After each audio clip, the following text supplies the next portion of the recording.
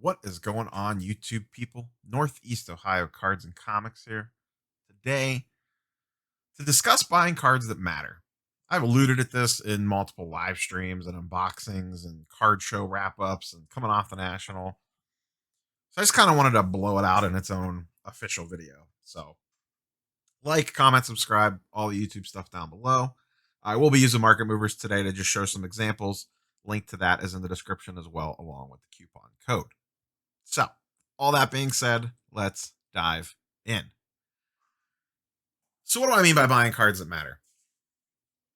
We are in an era where everything is shiny, everything has a variation, especially moving forward. 2020 product moving forward.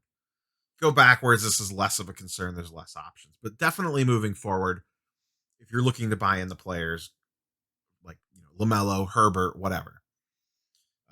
Select has been much ballyhooed lately with its, uh, you know, pink flamingo disco ball, purple shirts numbered to 75s, and then green purple shirts numbered to 74. Shout out to Dakota. But there's just so much noise now when it comes to parallels, and I think it's important. Yes, on one hand, the rising tide will lift all boats. If LaMelo Ball goes crazy, all his cards are going to go crazy with him. If LaMelo Ball sucks, all his cards are going to go down with him. Yes, absolutely. But with so much noise in the marketplace now, I do feel like it's important to focus on a couple key segments of cards, whether you're going forwards or backwards, especially if it's someone you're going to hold ultra long term. Now, someone like Luca, sure, low numbered stuff, whatever, is always gonna matter. But with Lamelo and this 2020 stuff, regardless of sport going forward, there is so much numbered stuff out there now, so much. And before, when everyone was hating on base cards, everyone said, "Oh, just go grab anything that's numbered, grab anything that's low pop." Well, low pop does not mean high value. It means higher value than base, probably, but I think people lose track of the demand side. And I've talked about this a lot lately as well. Just because something's low pop does not mean it's going to outprice its other higher pop brethren, because the demand matters. If something's low pop but has low demand, then it doesn't really matter that it's low pop. And if something's higher pop but has much, much higher demand, that matters more.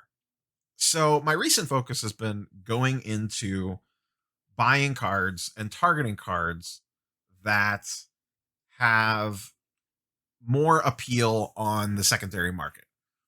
And what I mean by more appeal is they're more in demand.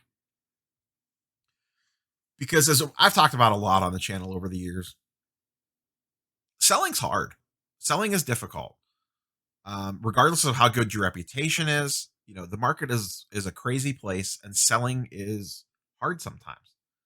So when I walk into a room to sell, and I'm going to use room loosely here, whether it's card show, trade night, or eBay. eBay's a room, a Discord server, a Facebook group. It's a group of individuals gathered together.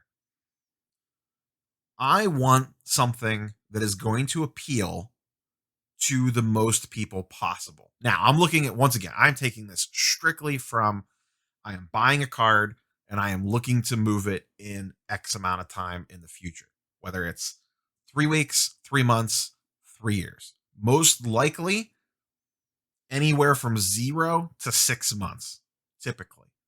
Into the next season, through the end of the season, into the playoffs, through the off season, those types of time frames. So when I walk into a room, I want to, whatever that room is, whatever selling platform that is, I want to appeal to as many people as possible. And what appeals to the most people? Silvers / hollows, color matches. You guys have seen the stuff I've been buying lately. It's a ton of silvers and color match like stuff. Sure, on the baseball side, I'll get into pink refractors or whatever, but it's a little bit of a different story. In general, and once again, rising tide does lift all boats in these situations. If you have an off the wall thing, it will go up if all the player stuff's going up.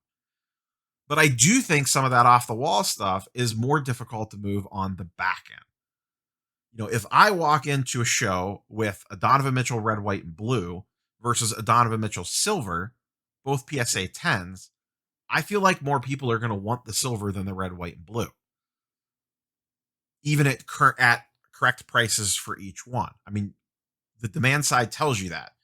The pop is not that much different. Red, white, and blue is 290. Silver is 544. The silver goes for $1,100. The red, white, and blue goes for 370. Clearly, yes, the pop is higher, but there is much more demand for the silver than the red, white, and blue, even with a higher pop. Now, the reason I have Donovan Mitchell up here is not for that specific example, but it does kind of show the silver point. I wanted to compare players' cards in the same years. So, for example, with Donovan Mitchell, and I went non-numbered stuff here to keep this simple. We have silver, ruby wave, green, red, white, and blue, and base. And silver leads the pack, followed by ruby wave, followed by green, followed by red, white, and blue. And then I just kind of put base in there for a baseline, no pun intended. So you could see the escalation as we move up. Green is only pop 134, but sells for half of what the silver does because the silver is in much more demand.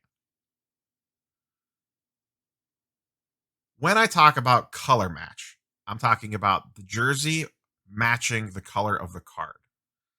One that we always go to is the green Jason Tatum, which we're going to look at next. Look at how this list changes with that. The green Jason Tatum is number one, and it is number one by a lot. It goes for $3K almost compared to $2,100 on the silver. Almost a third more. On the Mitchell, it sells for half as much as the silver. And then you see the rest falls right in line. It goes silver, ruby wave, red, white, and blue base. The difference is the green jumps way up strictly because of the color match. Now, obviously, we all don't have $3,000 to go out and buy a Tatum PSA 10, but would you rather have a PSA 9 at around $1,000 in a green or a PSA 10 ruby wave? I think I'd rather have the 9 green because I think the 9 green is going to be much more in demand than the ruby wave is going to be on a Tatum card.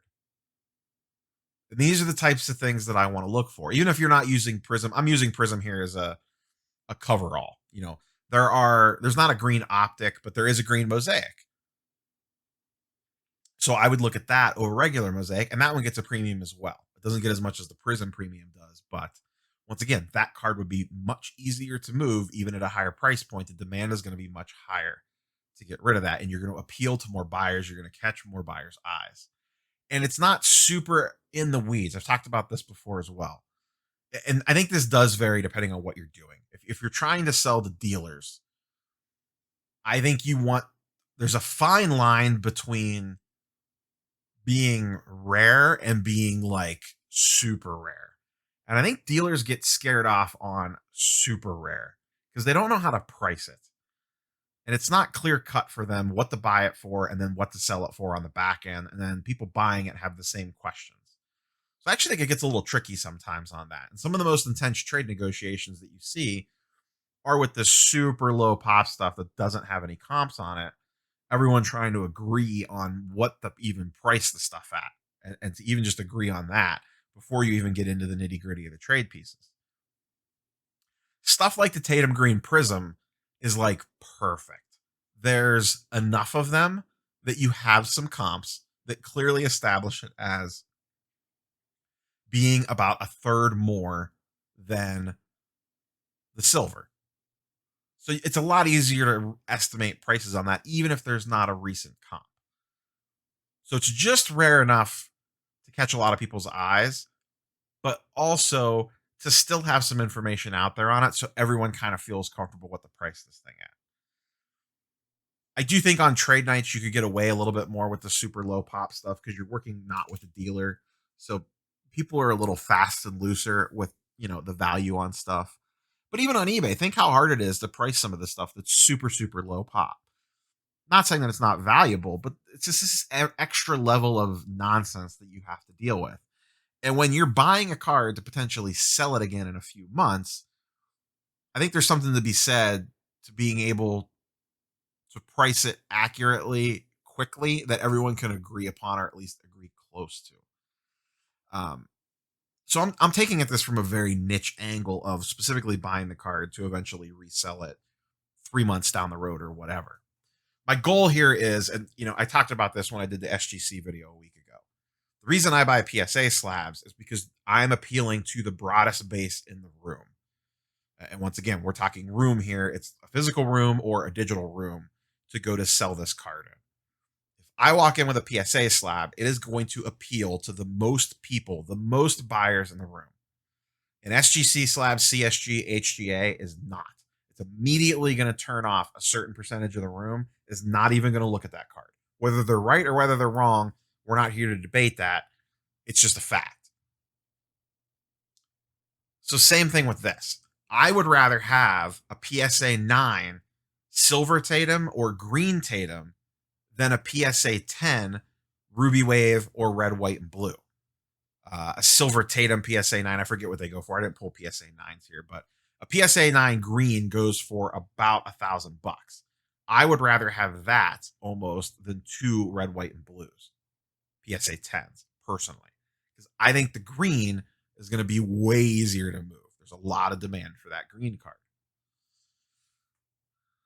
Let's move this down the line a little bit. Trae Young, Silver Prism PSA 10, Red Ice PSA 10, very close to the Silver PSA 10. Not above it like the Green Tatum, but very close.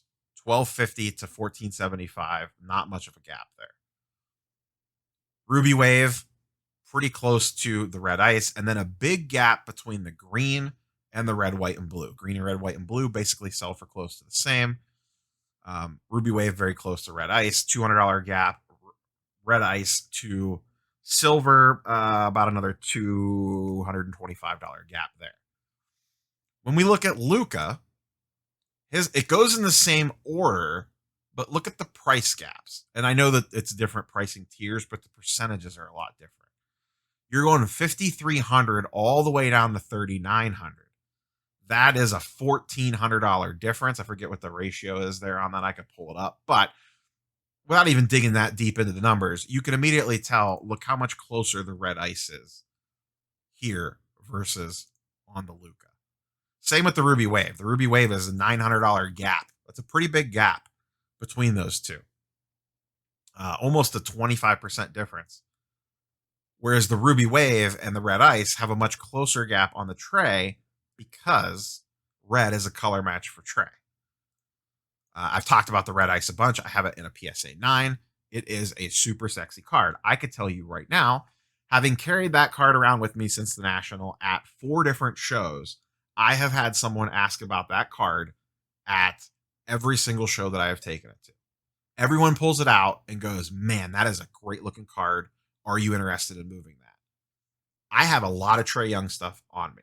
I didn't have the silvers at the time, but I've also been carrying around that premium box tray that I've showed on the channel before. The scope numbered to 249. It's PSA 10. Great looking card, but it's kind of an odd duck. It's out of a premium box set, so that people treat that differently. It's not a true silver. It's not a true color match. It's this weird in-between thing. There's no real good recent comps on it. A lot of people are interested in that card, but nowhere near the amount of people have pulled that out compared to the Red Ice. And I've been carrying around the Red Ice for less time, and I've had more people ask about the Red Ice.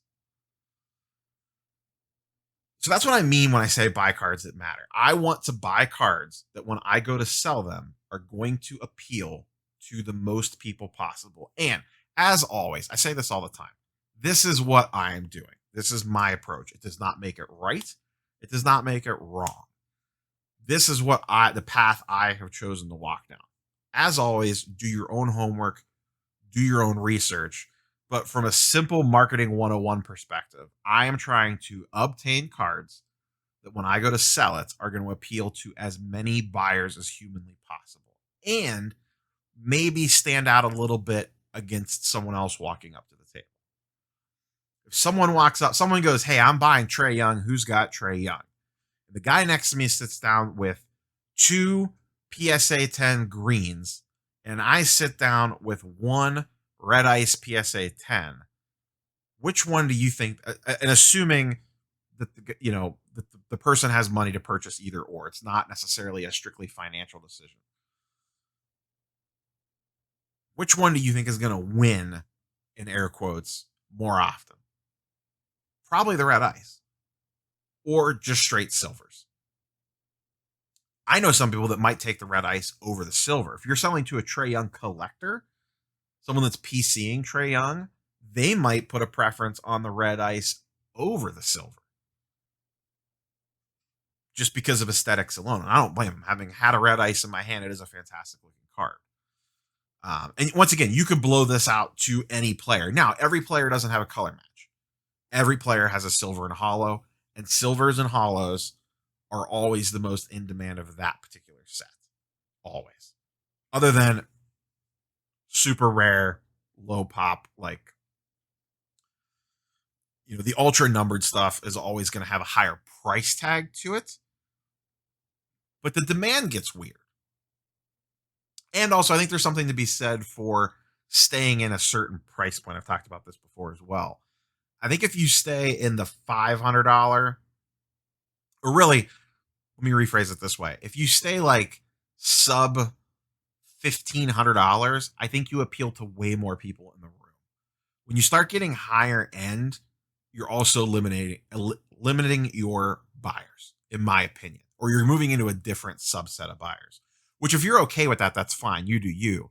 But I prefer to appeal to as many people as possible. When I walk into a card show or trade night, I feel pretty confident that a card valued at, let's say, a $300 red ice PSA 9 up to a PSA 10 $1,500 red ice, or same thing with a Trae Silver, 375 to 1,500, give or take, is going to appeal to a lot of people in the room. A lot of people in the room are going to have the cash to just straight buy that card, or they're going to have things in their box to trade for that. Obviously, there's a perfectly fine market for the ultra high end. This is the market that I like to play in. One, it's the market that I can afford the most, and it's also the market that if something goes sideways, I'm not going to be completely screwed. Versus the higher end market, which I'm just not ready to move into that. So that's more of a me thing on the financial side than it is anything else. But I think it is something to be said to appeal to as many buyers as possible. And that is my goal when I talk about buying cards that matter. So personally, I'm trying to stick to hollows, silvers, and color match. Will I go outside of that? Sure. If I see the right deal, I absolutely will. Because as we talked about, a rising tide does lift all boats.